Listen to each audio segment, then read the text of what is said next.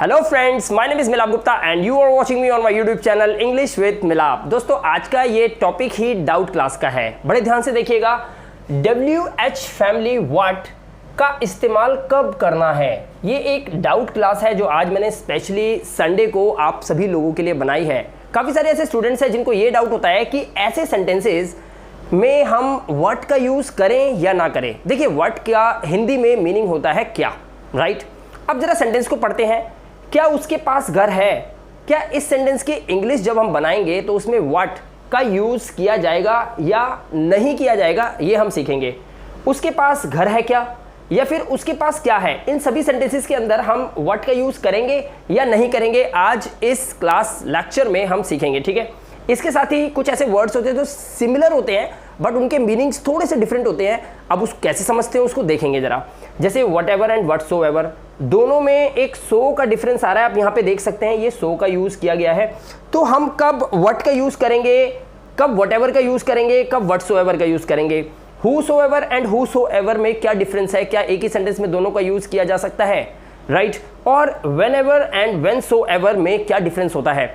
तो इस video lecture में हम कम से कम आज 4 डाउट्स क्लियर करेंगे। 3 डाउट आपके नीचे हैं जिसको हम वीडियो के एंड में क्लियर करेंगे। और साथ ही सबसे पहला डाउट हमारा है व्हाट का, कि सेंटेंस में व्हाट कब लगता है, राइट। तो ये हम इस वीडियो लेक्चर में आज कवर करेंगे।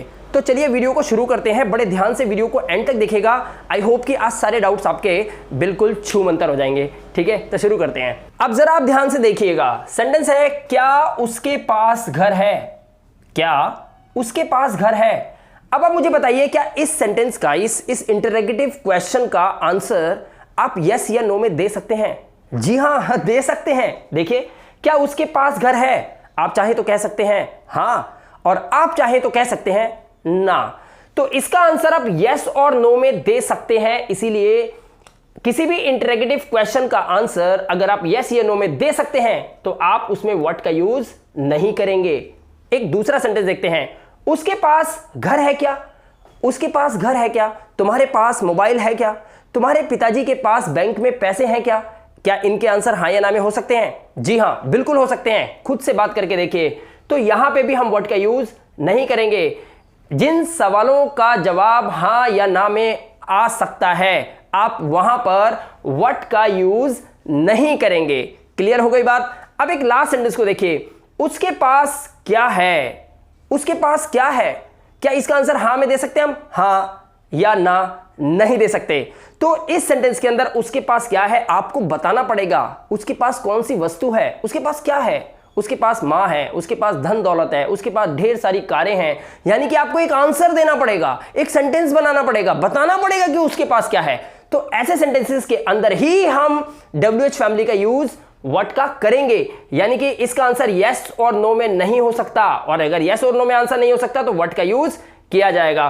क्या ये कॉन्सेप्ट आपको बहुत इजीली समझ में आया? कमेंट बॉक्स में जरूर कमेंट करके बताइएगा। इससे मेरा पढ़ाने का मनोबल और ज्यादा डबल और ट्रिपल हो जाता है, ठीक है।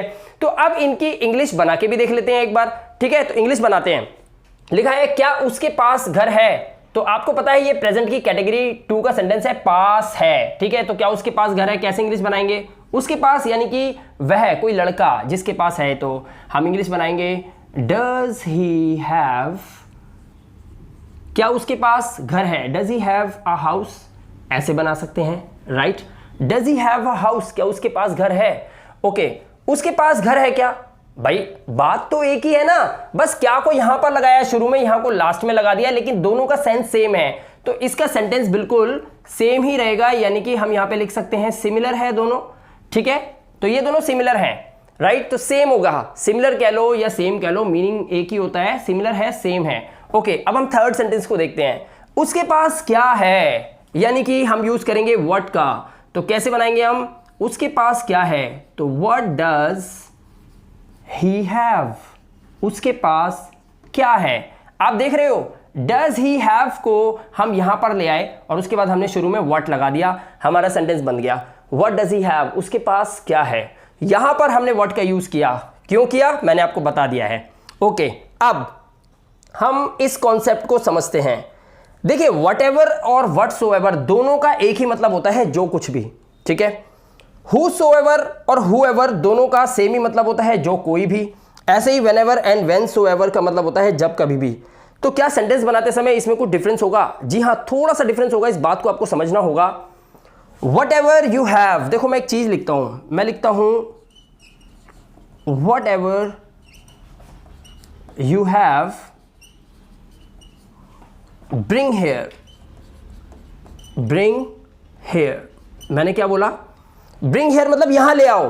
whatever you have, जो कुछ भी तुम्हारे पास है, whatever you have, जो कुछ भी तुम्हारे पास है, bring here, यहां ले आओ।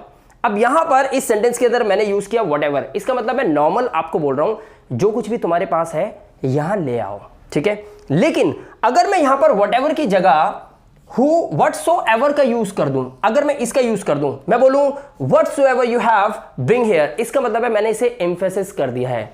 मैंने क्या कर दिया है? मैं इसे एम्फेसाइज कर रहा हूं। यानी कि आप यहां पे कह सकते हैं, अगर आपको इसे क्या करना है? एम्फेसाइज करना है। तो एम्फेसाइज करने के सेंस में यानी कि आप इसमें जोर देकर बोल रहे हैं, किसी चीज में जोर देना, किसी बात में जोर देना, उसी को बोलते हैं एम्फेसाइज करना, ठीक है।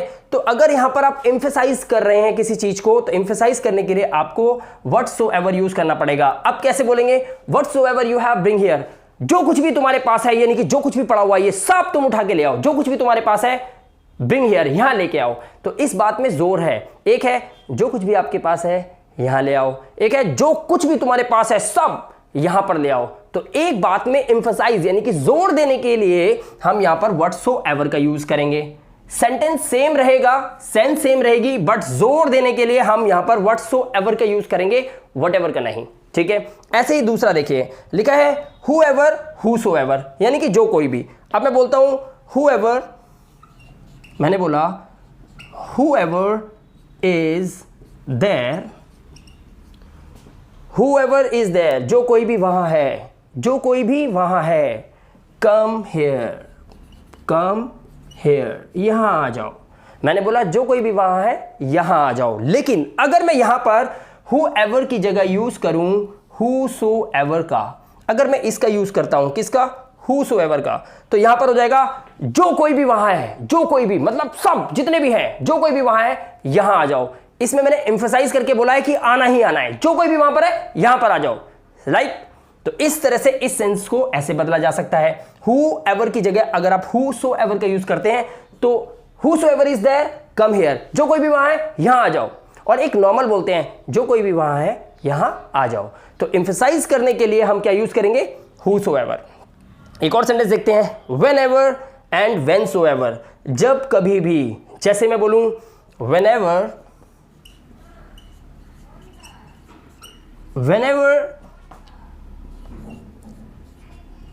you go to Punjab,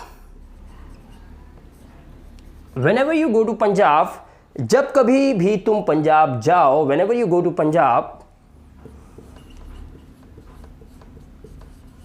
meet me, मुझसे मिलना। जब कभी भी तुम पंजाब जाओ तो मुझसे मिलना। एक सेंस है, मैं बोल रहा हूं कि मैं किसी अतिथि को बोल रहा हूं, जब कभी भी तुम पंजाब जाओ ना मुझसे मिलना, एक नॉर्मल हो गया। लेकिन अगर मैं whenever की जगह पे यूज करूं, क्या? whenever की जगह यूज करूं whensoever, और मैं बोलूं whensoever you go to Punjab meet me, यानी कि मैं बोल रहा हूं जब कभी भी तुम पंजाब जाओ ना मुझसे मिलना। यानी कि मैंने इस बात को एम्फसाइज करा है कि जब भी तुम पंजाब जाओ, जब कभी भी तुम पंजाब जाओ तो मुझसे मिलना जरूर। तो यानी कि किसी बात को एम्फसाइज करने के लिए कि वो काम होना ही चाहिए या करना ही है, उस सेंस के लिए हम यहां पर सिर्फ एक सो का यूज बीच में कर देते हैं। आप ये देख रहे हैं सो का यूज बीच में किया हुआ है, ये इस तरह से किया जाता है। दोस्तों आई होप कि आपको ये टॉपिक बहुत इजीली समझ में आ गया होगा। ये हमारी डाउट क्लास थी जिसमें मैंने आपको बताया आज की वर्ड का यूज कैसे कैसे पहचाने, आपकी वर्ड का यूज होगा या नहीं होगा। साथ ही मैंने यहाँ पर whatever, whatsoever, whoever, whosoever and whenever and whensoever का यूज बताया कि एम्फसाइज करने के लिए हम whensoever, whatsoever, right and whosoever का यूज करते हैं। दोस्तों बाकी सब प्रैक्टिस पर डिपेंड करता है। The more you practice the more you speak excellent English, right. तो इंग्लिश को इंप्रूव करना है, you need to work hard. मैं यहां पर हेल्प कर रहा हूं, आप लोगों को सपोर्ट कर रहा हूं आपकी इंग्लिश को इंप्रूव करने के लिए। So why don't you try to understand in one go and learn, start English, right. Start learning English, right, ये बहुत ज़्यादा ज़रूरी है। दोस्तों आई होप कि आपको ये वीडियो लेक्चर बहुत पसंद आया होगा। अगर वीडियो पसंद आई हो तो वीडियो को एक लाइक ज़रूर कीजिएगा और वीडियो को शेयर कीजिएगा अपने दोस्तों और फ्रेंड्स के साथ, ताकि ये वीडियो उन गरीब बच्चों तक भी पहुंच जाए जो बच्चे बहुत मोटी मोटी फीस देकर इंग्लिश स्पीकिंग कोर्स सीखने के लिए दूर दूर तक जाते हैं। राइट, मैं बहुत जल्द लौटूंगा एक धांसू टॉपिक के साथ। तब तक के लिए अपना ध्यान रखिए, सुरक्षित रहिए। Thank you very much and have a good day.